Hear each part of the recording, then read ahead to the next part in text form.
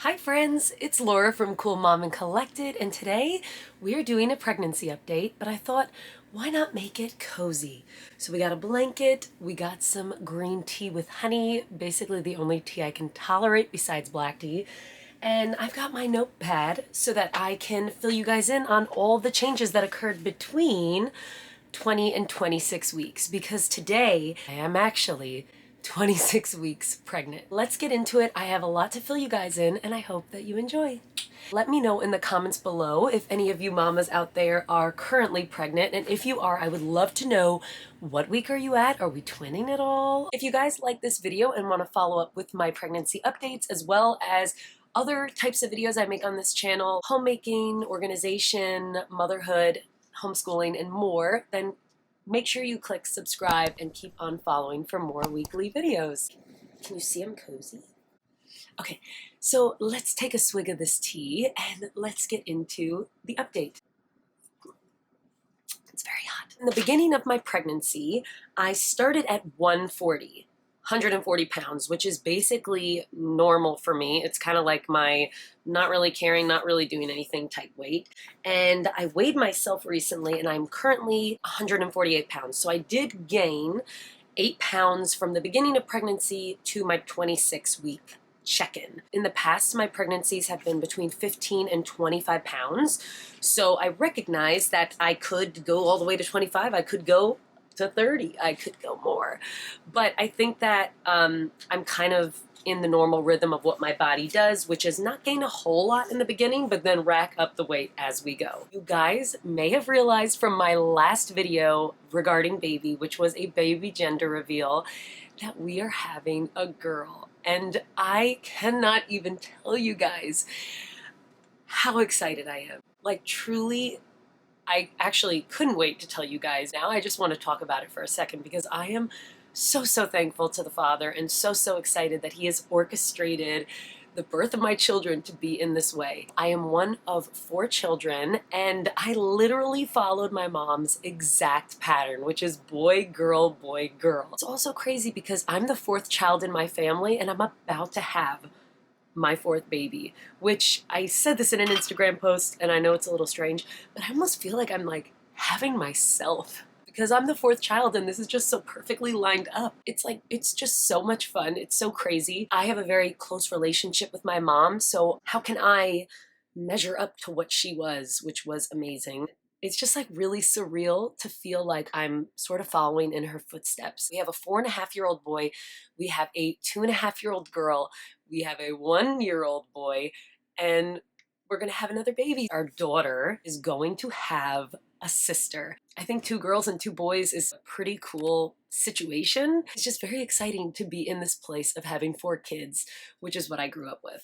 I am still feeling baby girl moving. Instead of her being like all the way down here, like in my pelvic region, she's definitely getting big where she elevated up to like mainstream belly button mode. Like she is in my belly region, feeling her like kind of by my ribs. And I actually have an app, kind of just use it to remember how many weeks I am. But it does say your baby can make coordinated movements with her hands and feet, make a fist, and grab hold of her toes. So I thought that's pretty cool. She's 13.6 inches, 1.5 pounds, and as big as a large cucumber. So cutey baby, so cute. Next appointment that I'm going to be needing to have and next test is going to be that fizzy drink test, you know, where you drink the really fizzy drink, try not to throw up, which I have in the past, and then they tell you like if you're at risk for gestational diabetes. Well, basically I did that with my first child and I found out I was in the clear, so I was like, awesome, that's great. Second time I did it, I actually threw up shortly after taking it, and so I had to do it again. Because I didn't want to risk throwing up again and because I felt so sick, I actually just told my midwife, I'm really more comfortable with checking my blood sugar daily for like the next 2 weeks and then report to you in an email how my blood sugar acted after each meal. I would wake up in the morning and check my blood sugar. I would prick myself, you know, get the little bit of blood out, put it on the tab, and I would record it. Then I would eat, and I think like a half an hour later, I can't remember for sure, but I would then basically record my notes again. I did that after each meal, I think maybe before and after each meal. And thankfully, I didn't have any high blood sugar. I really didn't mind poking myself and just drinking that drink, guys. If you've never drank it before, all the sugar that's in it, is that really a normal meal to have to test your blood sugar? I don't know. I think it's not for me. I'm really gonna want to do what I did last time and just check my blood sugar myself, because I'm not really into this whole will Laura throw up thing. I kind of just want to say no thanks. So that's what I'm going to be doing. I know that I spoke to you guys about wondering if I should do a birth center. The thing that's a little annoying is you would think that birth centers would be more natural, but it turns out they're still following a lot of similar protocols to the hospital. I strongly respect anyone that chooses to birth at home, birth at a birth center. I think everyone should have the type of birth that they want. I'm always kind of a worst case scenario person. I like to know that if something should happen, God forbid that is an emergency, I know that I'm going to feel more comfortable if there is a very good neonatal unit, a NICU, in the hospital. Would I rather try to have a birth in a birth center or at home? God forbid have something go wrong, which I know is a small chance, but God forbid, and be rushed to a hospital. Personally, I had to be honest with myself. Would I feel more comfortable in a hospital and knowing that I have that NICU nearby? It's what we've done for our past 3 babies. We've had an excellent experience with all 3. My reasoning for wanting the birth center is because I thought there'd be less invasiveness and a little more choice for the mommy, but in my area, seems like it's pretty similar to what the hospital is doing. So I'm just glad that I have the confidence of being in my hospital prior, that I can advocate for myself. I'm very comfortable when it comes to having a birth plan, when standing up for myself, when kind of knowing what not to do, what unnecessary procedures not to take, and just how to stay focused on the goal, while still considering what the professionals say, but being a professional of my own body and knowing myself first. I'm spilling, that's okay. Let me know, are you doing a birth center? Are you doing a hospital birth? Are you birthing at home? And how did you come to feel comfortable with that decision?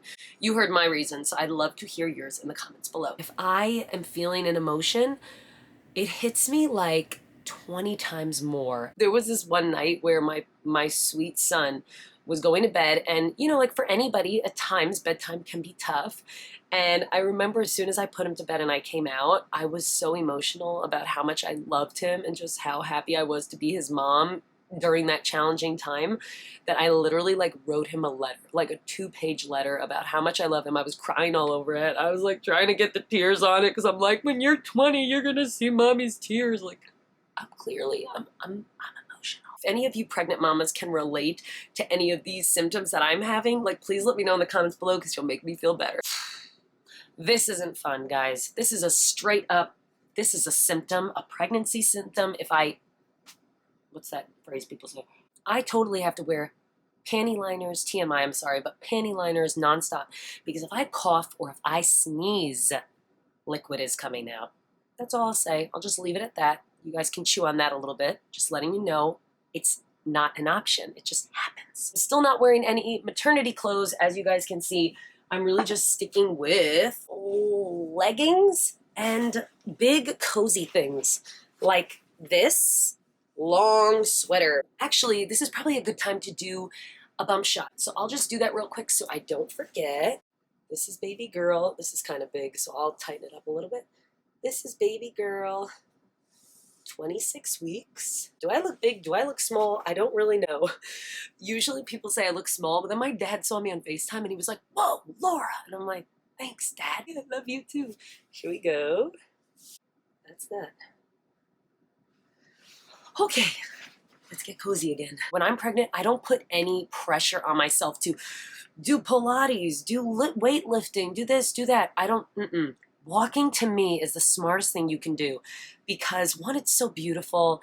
You get to breathe in the air, you get to get out, you get to move your body, you get some sanity, because chances are your kids are with you and you're outside just loving life. Usually makes me just very aware of my blessings, and it makes me, I don't know, just feel, it really, really makes me feel better. For any of you mamas that feel this pressure to like be in shape and do all this stuff while you're pregnant, go easy on your body. Prepare yourself for birth by doing squats and by going for walks. I mean, that's probably the best thing that you could do, is stretch, walk, squat and get into that position, get comfortable. My sister-in-law's wedding, when I went, I knew I was going pregnant, which at 24 weeks can be challenging to find a dress that's comfortable. Usually I go for like a short cocktail dress, but this time I really wanted to go for something flowy, something where I can breathe. I knew I'd be chasing a 1-year-old, a 2.5-year-old, and a 4.5-year-old, so I just wanted to feel free. I didn't want to shave if I didn't have to, and to be honest, I didn't.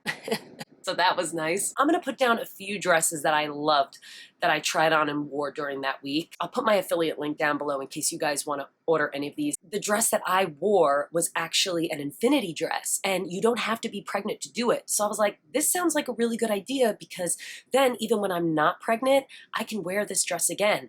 I got it in gray, and I tried it in red, but we thought gray was a little more timeless classic. There were really so many different ways to wrap it.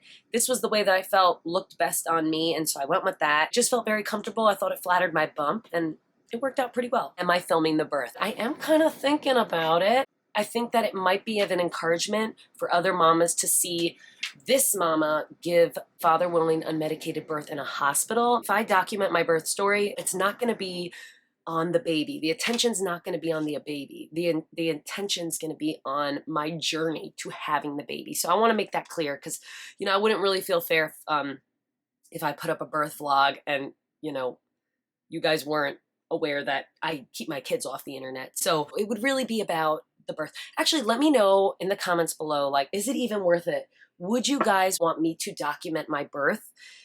If it's mainly just focused around the journey of birth from home to the hospital, like, does that interest you? Or would you really just only be down if you saw the baby? Because then it may not be worth my time. Lastly, this is really exciting. I have a series that I'm gonna do on this channel, and it is coming in perfect time for this baby. I am coming out with a organization series of my entire RV, and I'm gonna have that lead up to the baby's birth.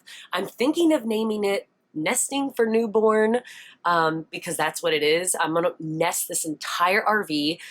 We don't have a lot of room, but we do have a lot to nest. I will tell you guys, we have a lot to organize. There's a lot of places in this RV that are not practical, and so it really would maybe be interesting for you guys, whether you have an RV or not, to see how I organize. Maybe it would inspire you a little. Basically, what I'm gonna do in this series is take you guys through every part of my house, and we're just gonna do our best to make it more minimal, more organized, and more ready for baby. Because now, instead of 5 people in this 36-foot travel trailer, there's gonna be 6. I would love for you guys to like this video and subscribe if you wanna see that Nesting for Newborn series where I declutter and I minimalize and I organize. Minimalize, is that a word? We'll look that up later. I would love to continue to make content for you guys that inspires, that's relatable, because I'm not making videos because I know it all. I'm making videos because I want to share it all while I'm learning to be the best mother, the best wife, the best, woman of God that I can be. So I want to share that with you guys, and I would love if you subscribed if you want to be a part of that. Thank you guys so much for being here. It really, really means a lot, and there is something very therapeutic and beautiful about getting to speak to you guys and getting to hear back from you. So leave me those comments. I mean it. It means a lot. We'll talk. I will see you guys in my next video, and I hope that you have a great day. Bye.